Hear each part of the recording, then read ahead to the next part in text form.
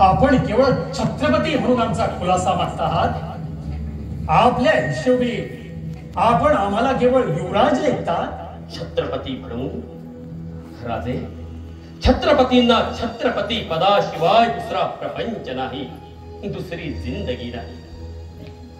मग आमची फार मोठी फसगत झाली आहे आबासाहेब. फसगत? फसगत कसली राजे? आम्ही फार मोठ्या आशेनं आपल्या पायाशी आलो होतो. आमची अटकळ होती, अलम दुनियेने आमच्या विरुद्ध आकाश पाताळ एक केलं तरी तुम्ही आम्हाला पोटाशी धराल, आम्हाला जवळ कराल आणि कान पकडून म्हणाल, बाळ शंभू, हा कसला प्रसंग ओढून घेतलायस तू आपल्यावर. राजे, आज थोरल्या मासाहेब असत्या तर त्यांनी देखील हेच केलं असतं आबासाहेब. राजे, आज आम्हाला त्यांची याद येते. आबासाहेब, आबासाहेब, ज्या दिवशी आपण छत्रपती झाला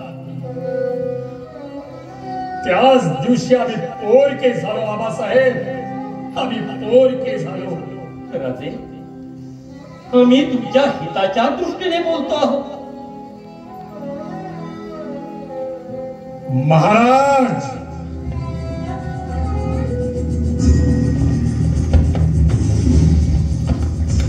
आपण द्याल ती सजा भोगायला आम्ही सिद्ध आहोत. राजे, राजे,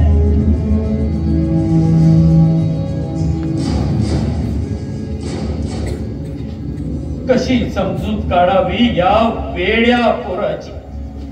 राजांनी असा प्रकार केला नसता तर फार बरे होते.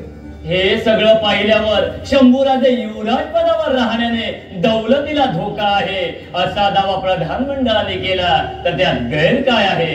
आता शंभूराजांच्या पायावर लोटांगण घालायचं तेवढं बाकी राहिलंय. तेवढं घालावं एकदा म्हणजे. ताई, आता आपण इथून जा तर फार बरं होईल. जाते. माहेरचीच माणसं अशी आमच्यावर उलटून फणा धरायला लागलीये. आता इथे थांबण्यात शोभा उरलीये तरी कोणाची?